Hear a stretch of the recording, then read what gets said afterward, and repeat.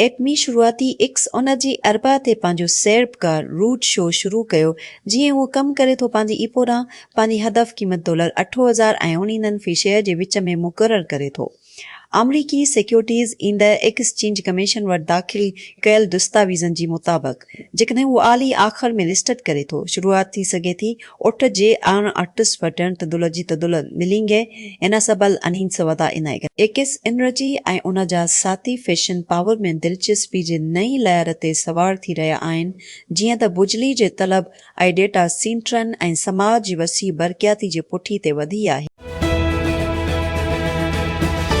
Live nation ticket master ऐं कंपनियुनि जी मबीन इजारदारी जी चौधारी मुक़दमनि जी वेबसाइट वधीक पेचीदा थी रही आहे, पर इहो कंसर्ट वञण वारनि लाइ सुठी ख़बर थी सघे थी जेके मुतहरिक क़ीमतनि ऐं नाक़ाबिल बयान सरूस फैस खां बीमार आहिनि। इंसाफ़ जो खातो ऐं चरी रियासती अटॉर्नी जनरल लाहियो नेशन ते केस दाख़िल कयो।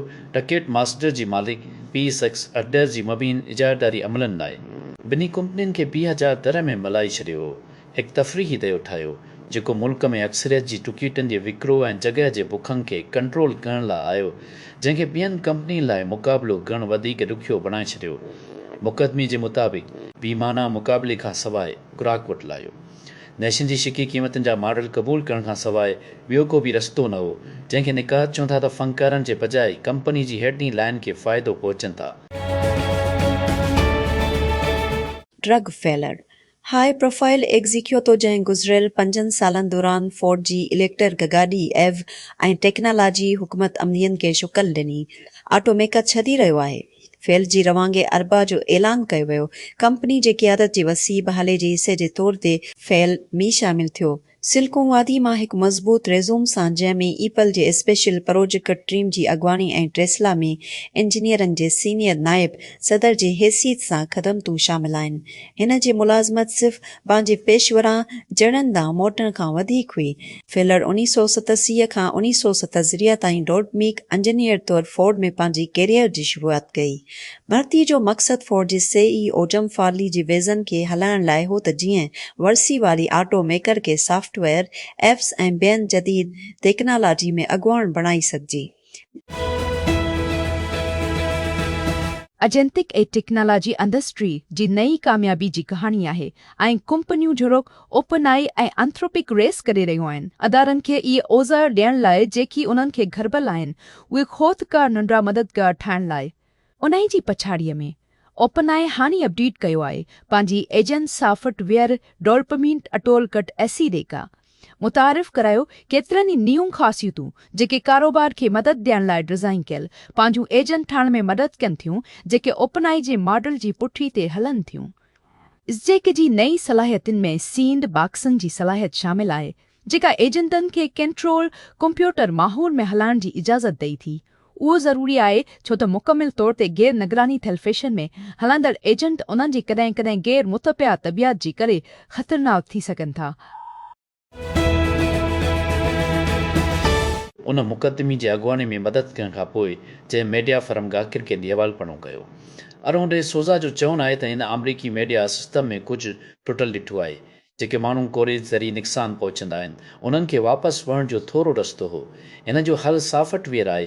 ड्रे सोज़ा जो चवणु आहे त हिन जी ताज़ी शुरूआति एतिराज़ सहाफ़त जी सचाई खे दस्त करण लाइ ऐं इस्तेमालु करण जो मक़सदु आहे ऐं 20,000 जी क़ीमत लाइ को बि माण्हू उदा करे सघे थो ॻाइणी खे चैलेंज करण लाइ।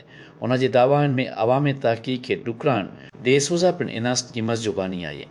ओलंपिक्स तर्ज़ जो मुक़ाबिलो जेको कारकर्दी वधाइण वारी दवाउनि जी इजाज़त ॾेई थो ऐं ईंदड़ महीने लास वेगास में डेब्यू करण लाइ तयारु आहे। बुधवार आइन में उन जी शुरूआति खां वठी गिज़मो हिकु आयताके तौरु लर्निंग प्लेटफॉर्म जेको शागिर्दनि जी नोटिस खे एंथ्रोयो मुतालीअ जे मवाद में तब्दील करे थो। 13 खां वधीक मुल्कनि में 12 बीर खां वधीक सार्फ़िन खे मुतवज कयो आहे। हीउ प्लेटफॉर्म जे 53 खां वधीक सार्फ़िन मां हिकु अहम जंप आहे जॾहिं थिकरुंच आख़िरी भेरो बल असफ़ रीस बि हो ऐं जीअं सार्फ़ उपनाइण वधाए थो सैरकार जी दिलचस्पी सोट जे पुठियां आहे। कंपनी ताज़ो ई $25 मिलियन महफ़ूज़ कई सेरेज़ जी फंडिंग में एरो ॾींहुं पंहिंजी ऐलान जे मुताबिक़। इंद्र जी इंफॉर्मेशन एजेंसी बिन अमरीकी सीनेटरनि खे ॿुधायो त इहा वायर जी मुताबिक़ डेटा सेंटरनि खे उन्हनि जी तवानाई जे इस्तेमाल बाबति तफ़सील ज़ाहिर करण जी ज़रूरत आहे।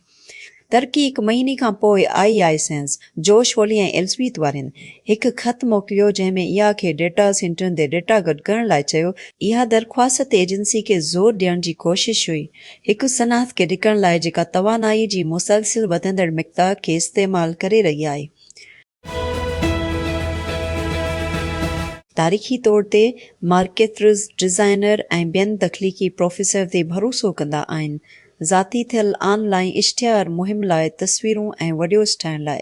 2024 जी आख़िर में 7 साल पुरानी शुरूआती हाइट जो हिकु आयताकतौर सरूस शुरू कई जेका मार्केटनि जी माहिरनि खे इजाज़त ॾेई थी त उहे ब्रांडनि लाइ कस्टम मवाद ठाहे सघनि थियूं जहिड़ोकि डोमिनो, जेम, पिटस्मार्ट ऐं स्पॉटिफाई ब्रांड डिज़ाइन टीमनि या इश्तिहार एजेंसी खे शामिल करण खां सवाइ।